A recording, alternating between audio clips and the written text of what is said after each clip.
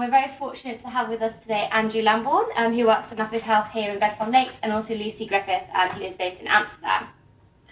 So, Andrew, maybe you could start with telling us a little bit about what was happening last week in Bedford and Amsterdam, and what special activities that have been happening. Yeah, cool. So what we did for last week was we run TP classes. So the idea was we were going to have a virtual class, but instead of it being more virtual, it was more live stream. So what we had was we did have instructors on both sides, and one instructor would lead the class for both in our gym behind me and then with Lucy as well in Amsterdam. So we did 3 classes. We did boxercise with Lance, was really good, and we did yoga, which people are raving about. And also we did total body conditioning, which is like full body workout. The idea was to connect with 2 different Nuffields in Cisco and to make sort of the project bigger, but also to create something different for Cisco and Nuffield. So to use their technology and to make something which we could potentially roll out to a wider audience at some point, really. But that was the main gist, was to make 3 classes which were attainable for everyone, but also that 2 different people and 2 different groups can join in. Sounds great. So Lucy, can you tell us a little bit about where this project started from? Because I guess it's quite innovative. I don't think there are many other companies or organisations that are doing this out there. So what sparked this interest and made it happen? Yeah, I mean, really, it seems crazy that we haven't been doing it before. Of course, we've got all this amazing Cisco technology right in our buildings, and yet we haven't been using it in our classes. And it's always frustrating for me because we've got all these amazing activities going on in Amsterdam and these great activities going on in London, and we both work for the same company, me and Andrew, and yet we don't get much chance to work together because of the distance. So, of course, using the technology to link up the 2 sites is really nice. It was great to see the Londoners on the screen this week while we were working out over here.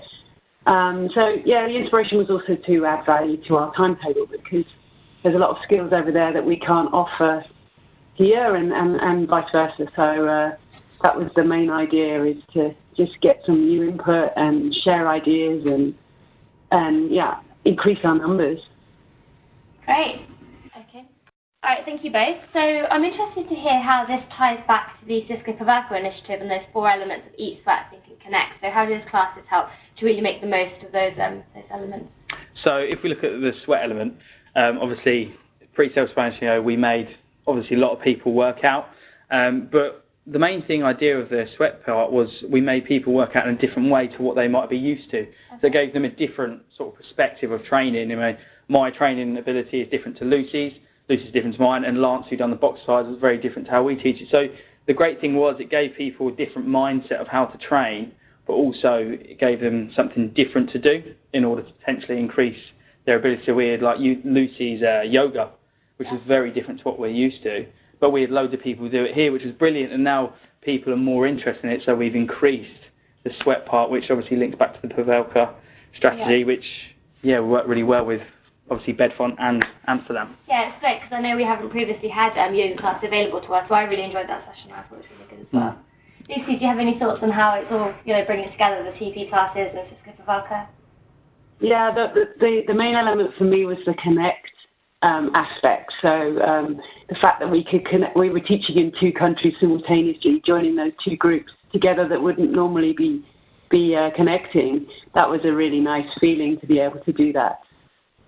Okay, so this all sounds really interesting. So what did you learn from doing these trial classes? What worked well, perhaps what needs tweaking for the future?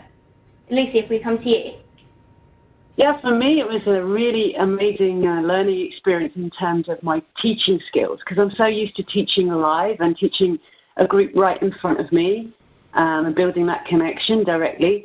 But then to have to learn a way of making my instructions clear to the screen and to the people on the other side of the screen, as well as the people in the room. So dividing your attention without either group feeling like they're being left out, that's quite a challenge. When you're first doing that, it's a completely new experience and you're learning on the go, really. But I think that's something that the more we teach, I feel that we're going to improve those skills and make sure everyone has a better experience. But that for me was a really good learning experience. Yeah, I think you're right, Elise, when we were saying about how to try and connect the 2 sites, about how potentially a little challenge that we found was when you're teaching live in your space, it was trying to get across to, so say when I was teaching here in Bedfont, trying to get across to Amsterdam, I guess it's something that obviously we need to work on as a team as to how we can make it connect more to the other side. So it's a whole group workout instead of they're here, we're there. Yeah. But I think, there's lots of positives that we're going to take from it. I mean, the amount of participants we had over here, we had 18 people join in, which was brilliant. I mean, that's more than what we actually anticipated to join in, because people get a bit scared being on camera, but they seemed to really enjoy it, and they connected really well. You know, they all came up to the screen at the start and said hello to the other people, so start to connect that way. What do you think we could do better next time, Liz? Potentially like the classes. Do you think we could tweak them maybe? Yeah, I think we learned from the experience that some types of activity work better than others. You know, that when people were doing circuit stuff where there was lots of different groups doing different things, then the attention got dispersed a little bit and it was quite confusing.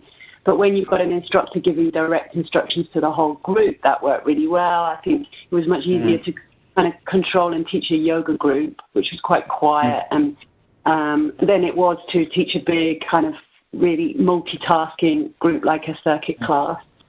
But yeah, I think it's giving us space to innovate so we can start maybe new things. I think what works really well is when both sides get something that's new to them and that is an additional activity from their regular timetable. For us, we were working with classes that were already on our timetable. So I think the excitement will come over here when we really get something new that the guys wouldn't normally get to do. The experience was new for us, which was fantastic, the actual having the screens. But yeah, I'm really looking forward to using this as an opportunity to innovate a little bit and get some new stuff going. Yeah, I think that's perfect, Liz. Like you say, we're trying to find something that both groups find different and interesting. Like Lucy's yoga was fantastic over here because we haven't had something called a flow yoga before. And it was something that it looked like a cross between Pilates and yoga, which everyone seemed to really enjoy because they were building up a sweat. And usually we think of yoga, you know, you're calm and controlled. But this, they really worked hard. I mean, I'd done it personally, and I felt it the next day. You stretched me out a bit too much, Luz. And I think, we need to find something that both sites can really sort of get from. So I think we have spoken about potentially doing like some competitions where we can have sort of like either a half an hour slot for both teams and people can turn up and do a competition between both teams, and then we can start a leaderboard, which obviously we put onto like a drive site or something so people can actually keep on track with it and say, oh, Amsterdam are in the lead, or Bedfont, which they will be because my team are in the lead.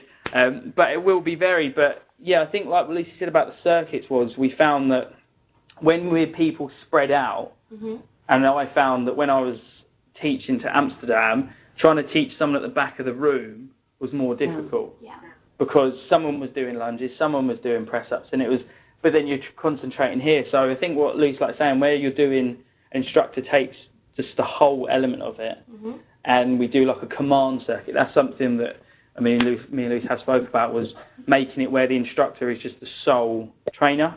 So it could be where the instructor stands in front and everyone behind does exactly the same exercise, sort of like an insanity approach, but taking mine and Lucy's skills on a different level, really, to be honest.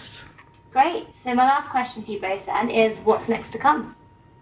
Yeah, so we're obviously going to look to take the strengths that we've got from this pilot study and look about how we can potentially progress it even more. What do you think, Luce? Yeah, I mean, I would really like to be, I think the next stage is to be able to offer people the opportunity to dial in from home. So if they're remote workers, they're working from home, you know, often that's the excuse not to do their workout. So it would be really great to say, look, that's fine, you're home, you can roll out your yoga mat and there's a yoga class that you can dial into and do that from home and take a break from your work, you know, do it as your lunch break at home. But yeah, we want to get the teaching style perfect, by doing these trial classes first, and then when we find out all the problems and got it as good as it can be, then we'll look to see if we can roll that out.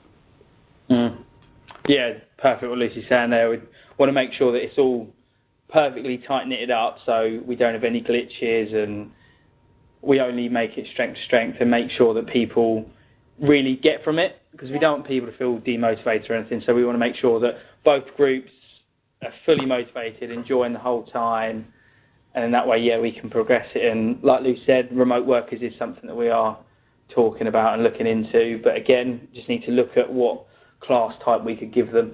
But that's something that's, you know, we can't disclose 100%, but there will be more stuff coming, of course. Yeah, no, I think for me personally as well, that's really exciting, because when I work from home, I think, well, I don't have time to leave the house or go to another gym maybe which is further away, and I don't want to watch YouTube videos because there's no interaction in that. So I think having that TP still gives you the interaction with other people, other colleagues. You can still get some feedback, and it still gives you the opportunity to stay active for the comfort of your own home. So it's a step up, I guess, for more YouTube videos and the like. So yeah, really excited about that.